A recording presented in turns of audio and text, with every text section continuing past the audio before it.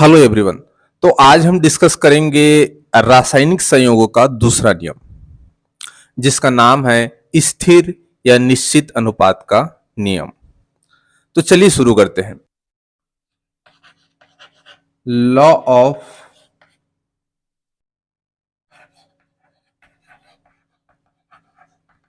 Definite proportion.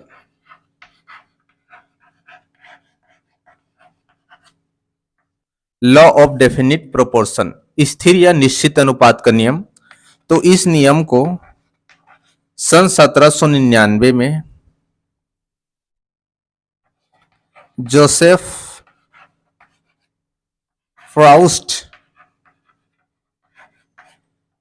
फ्राउस्ट नामक scientist ने दिया था। तो स्थिर या निश्चित अनुपात का नियम आखिर है क्या? देखिए, जैसे शब्द से स्पष्ट है, स्थिर या निश्चित अनुपात। जैसे यौगिक है हमारे पास में, और आपको पता है कि यौगिक विभिन्न तत्वों से मिलकर बना होता है। तो तत्व आपस में मिलकर के यौगिक बनाए हैं, तो तत्व भी तो एक अनुपात में ही मिले होंगे। तो उसी अनुपात को बोला जा रहा है कि तत्व जिस अनुपात में मिले हैं वो अनुपात निश्चित होता है, और उसके अनुपात को हम द्रव्यमान के आधार पर देखेंगे। समझ नहीं आया? जैसे फॉर एग्जांपल के तौर पे हमारे पास में एक यौगिक है, फॉर एग्जांपल के तौर पे जैसे जल है, H2O है। तो ये जो यौगिक है किनसे मिलकर बना हुआ है? हाइड्रोजन और ऑक्सीजन से मिलकर बना हुआ है, राइट। कितने तत्व हैं? दो तत्व हैं। तो जब ये दो तत्व आपस में मिलके यौगिक बनाया है, जल बनाया है, तो हाइड्रोजन और ऑक्सीजन का अनुपात यहां क्या है? चलिए द्रव्यमान के आधार पर देखते हैं। हाइड्रोजन का परमाणु द्रव्यमान 1 होता है, बट यहां 2 हाइड्रोजन है, तो यहां हम लिख देंगे 2 अनुपात। ऑक्सीजन यहां 1 ही है, ऑक्सीजन का परमाणु द्रव्यमान कितना होता है? 16 होता है। हम चाहे तो ऐसे ही रख सकते हैं, या तो हम इसको कटा देंगे, 2 1 कम 2, 2 8 16। तो ये कितना बन जाएगा? 1 अनुपात 8 बन जाएगा। तो कुल मिला के हम क्या बोल सकते हैं कि जो हाइड्रोजन है और ऑक्सीजन है, इन दोनों का अनुपात क्या है? 1 अनुपात 8 है। तो यही जो अनुपात है वो फिक्स होता है, बोल रहा है, डेफिनिट होता है, कांस्टेंट होता है, स्थिर होता है। बट कैसे?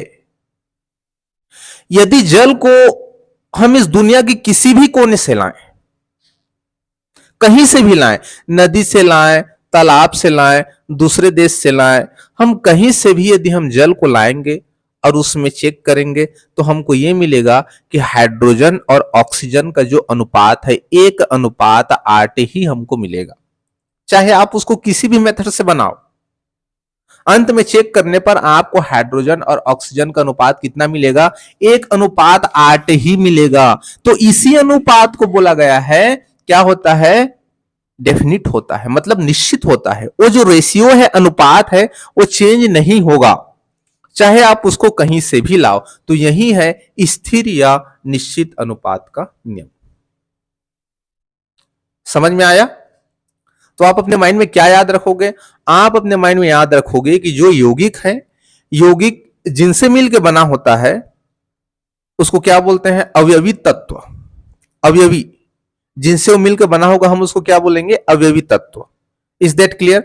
तो यौगिक अपने अवयवी तत्वों से मिलकर बना हुआ है। तो जो अवयवी तत्वों का जो अनुपात है द्रव्यमान की दृष्टि से, क्या को हम देखेंगे? मास को देखेंगे, द्रव्यमान। तो द्रव्यमान के आधार पर उसका जो अनुपात है वो फिक्स होगा, निश्चित होगा, चाहे उसको आप कहीं से भी लाओ। यही है स्थिर या निश्चित अनुपात का नियम।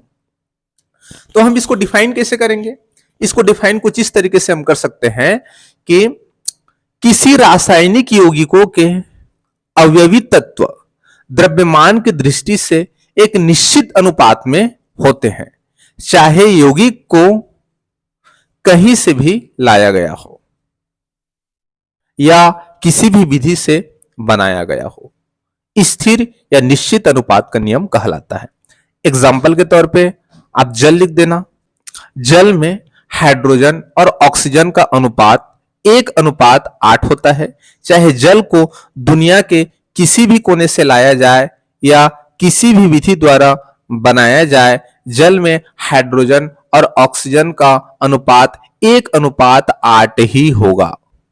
बस इतना आपको लिख देना है। सिंपल आपको डेफिनेशन लिख देना है, देन उसके बाद में आपको एग्जांपल समझा देना है। तो ये हो गया हमारा स्थिर या निश्चित अनुपात का नियम। सो आई होप आप लोगों को समझ में आ गया होगा। फिर भी यदि आप लोगों के माइंड में कुछ डाउट है, कंफ्यूजन है, तो आप हमें कमेंट करके बिल्कुल क्वेश्चन कर सकते हैं। हम उसको यहां से सॉल्व करने की कोशिश करेंगे। Thank you.